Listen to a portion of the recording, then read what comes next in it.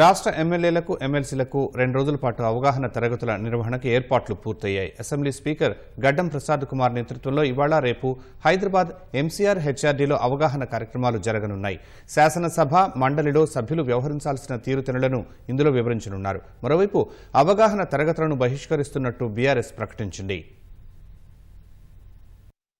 సాధారణంగా నూతన ప్రభుత్వం ఏర్పాటైన వెంటనే శాసనసభ మండలికి కొత్తగా ఎన్నికైన ఎమ్మెల్యేలు ఎమ్మెల్సీలకు శిక్షణ తరగతులు నిర్వహిస్తారు. అయితే రాష్ట్రంలో కొత్త సర్కారు కొలువుతీరి ఏడాది పూర్తయినా అవగాహన తరగతులు పూర్తి కాలేదు.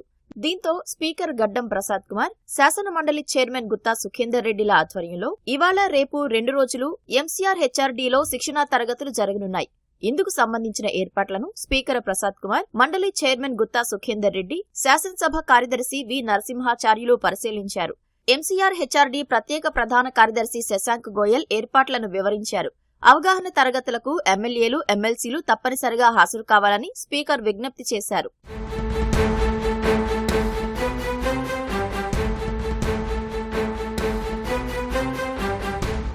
అవగాహన తరగతుల్లో భాగంగా ఇవాళ ఉదయం 10:30 గంటలకు ప్రారంభ కార్యక్రమం ఉంటుంది. ఇందుకు డిప్యూటీ సీఎం భట్టి విక్రమార్క, శాసనసభా వ్యవహారాల శాఖ మంత్రి శ్రీధర్ బాబు హాజరు కానున్నారు.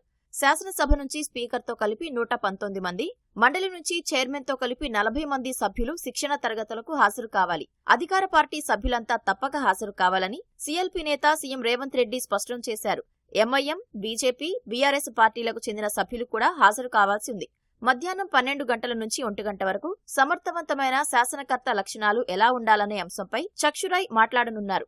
మధ్యాహ్నం 2:30 నుంచి 3:30 గంటల వరకు పీడీటీ ఆచారి సభ్యుల అధికారాలు, ప్రోటోకాల్, పాలనలో వారి పాత్రను వివరిస్తారు. సాయంత్రం 4 గంటల నుంచి 5 గంటల వరకు చక్షురాయ్ ప్రశ్నోత్తరాల సమయాన్ని ప్రభావవంతంగా వాడుకోవటం ఎలా, 0 అవర్, తీర్మానాలు, వాయిదా తీర్మానాలు తదితర ముఖ్యమైన అంశాలపై అవగాహన కల్పిస్తారు.